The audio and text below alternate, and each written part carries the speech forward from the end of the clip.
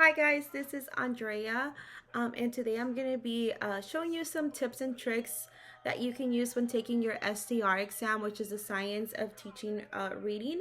It's an exam that all educators in the state of Texas have to take if you are teaching the elementary level from pre-kindergarten up till 6th grade. Uh-huh. And so let me just preface this by saying that by all means, have never taught reading or writing. I'm a math girly. My degree is in biochemistry. So I was a little scared to take this exam. It is kind of horrifying to go in there and have to take a 90 question exam with a constructed response at the end, and you're only given 5 hours.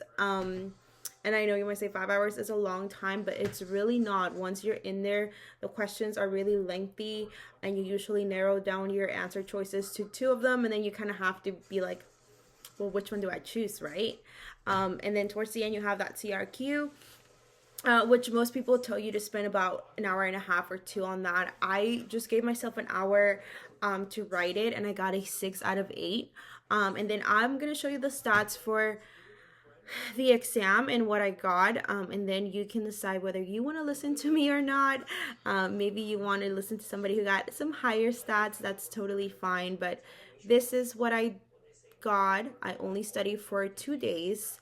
To be honest, probably just like a day and a half, because I was watching Squid Games for the other half of the day. So I didn't study a lot, but I did receive some really great tips and tricks from some of my coaches that were really helpful in getting that 6 out of 8 in the CRQ. And so these are my stats. I got a 268 overall, and then I received a 6 out of 8 on my CRQ, and so I did end up passing.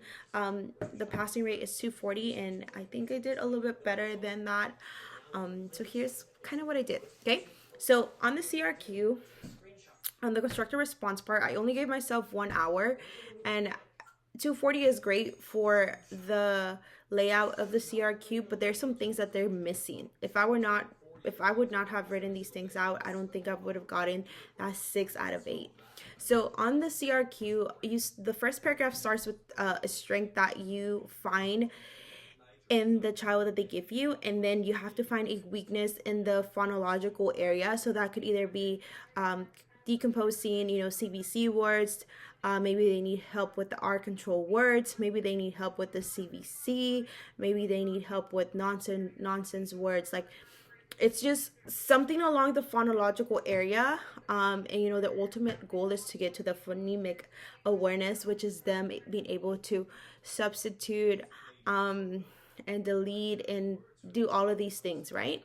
So the first paragraph, you identify a couple strengths, identify the weakness in the phonological section. Second paragraph, you obviously have to write about how you're going to address those weaknesses and what you're going to do. And in this second paragraph, it's really important that you write somewhere in there, maybe in the first sentence, you're going to say, I'm going to, for example, if their problem was, I don't know, if their problem was how to, I guess, read nonsense words, right? In that second paragraph, you're going to write, I am going to use explicit and systematic instruction. Okay, you have to write those words, because that's what the whole science of teaching reading is. It's teaching you, like us as educators, how to teach explicitly and systematically. Okay, so they definitely want to see that. They want to see that that you're going to use that explicit and systematic approach of teaching. So you're going to write that in the first sentence, and then you're going to say like how, because what is systematic and explicit teaching, right? Look it up. There's about 6 different things that you can use whenever you use systematic and explicit teaching. And just some of the ones that came to my mind was the gradual release model. That's a type of teaching method that you can use. Also, corrective and affirmative feedback is another one that you can use. You can also use prior knowledge, activating prior knowledge, and there's a couple more you can use. Stating the objective and like really, getting the students to understand what the objective is. Like, use one of those, okay? I personally went with the gradual release model because I think it's very easy to explain, because all that is the gradual release model is I do, we do, you do, right? So if a student was struggling with nonsense words, I would say, well, Mackenzie is struggling with nonsense words. I would help her by using the explicit and systematic teaching model, incorporating the gradual release, right? And stop my sentence right there. That should be your first sentence, okay?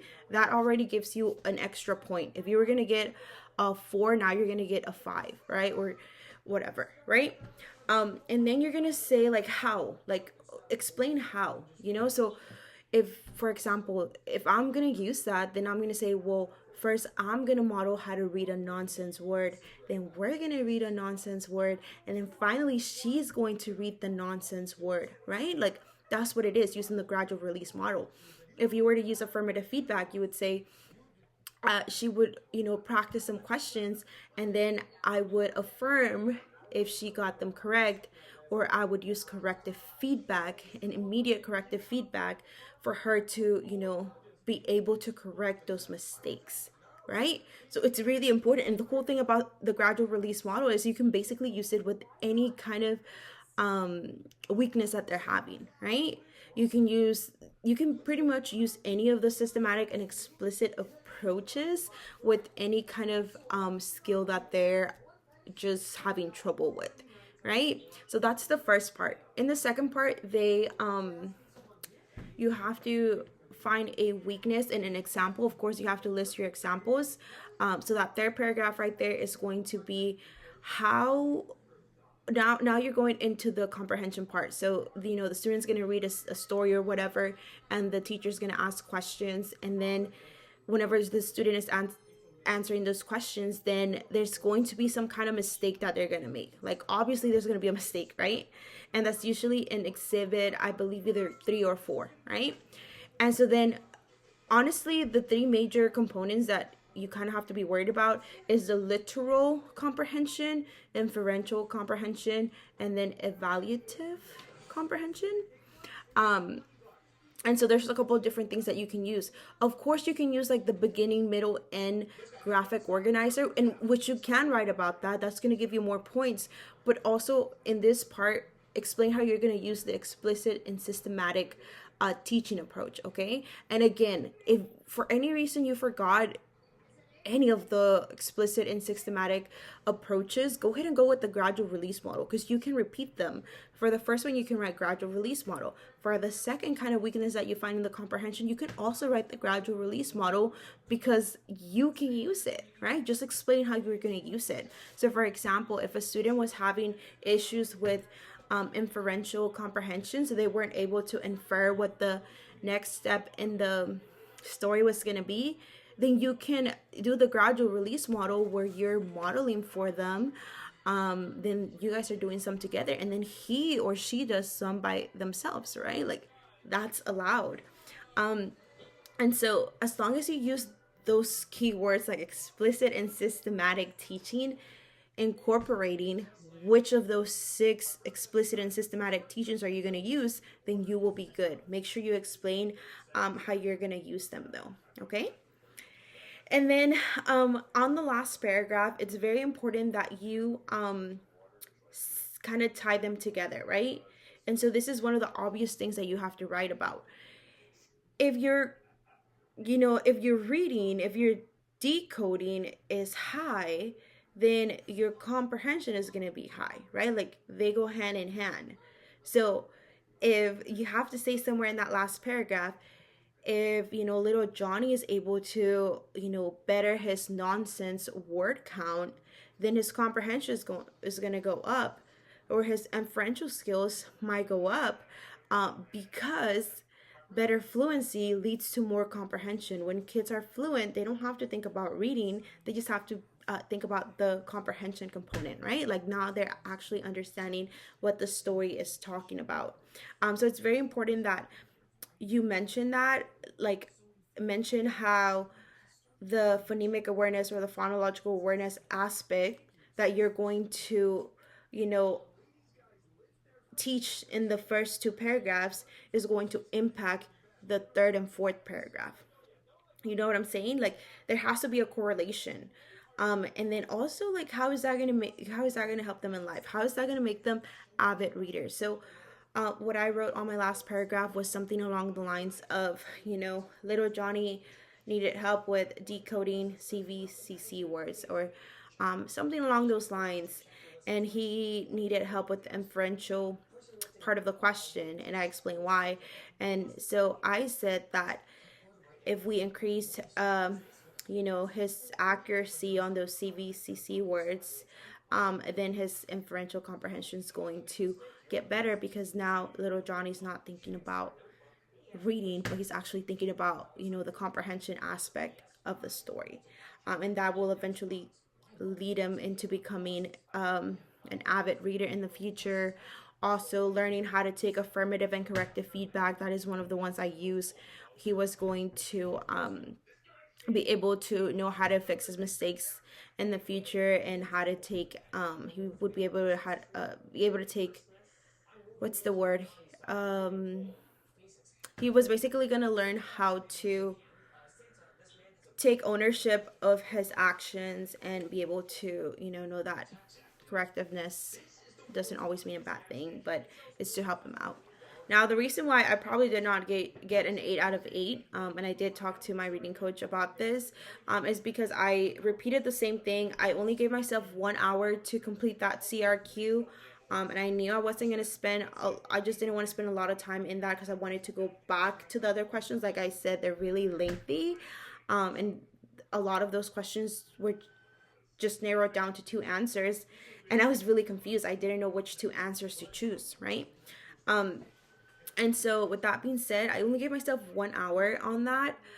And I would say vary the instructional ways you're going to teach in those different components. So like if in the phonological awareness, of course, you're going to use explicit and systematic approach, and you use the gradual release model. Then in the second one, make sure you still write explicit and systematic, but then now use corrective and affirmative feedback. Use something different, okay? Don't use the same thing. Vary them, and that way you'll be able to get that perfect 8 out of 8 score.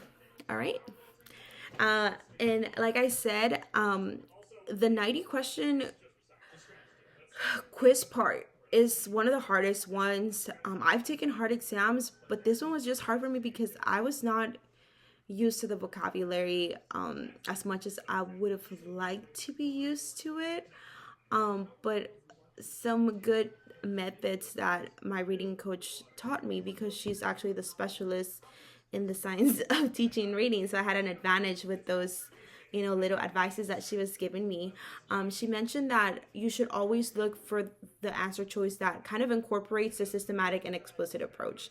Like, even if you think one of the other answers is 100% right, it's not. It's the one that says systematic and explicit approach. Okay, that's just it.